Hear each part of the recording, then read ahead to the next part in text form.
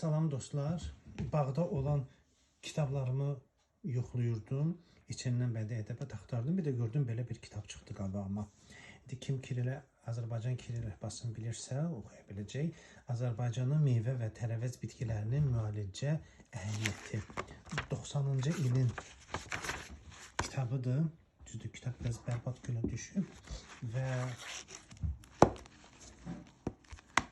bir neçə səhifəsi də yoxdur. Əgər sizə maraqlıdırsa, məsələn, burada yazılıb gilas. Bu qızıl gül çiçəklilər fəsiləsindən olub, Azərbaycanda çox geniş yayılmışdır. Meyvələrinin tərkibində aşı maddəsi, şəkər, boyayıcı və pektin maddələr, üzvü, turşular, B2, C vitaminləri.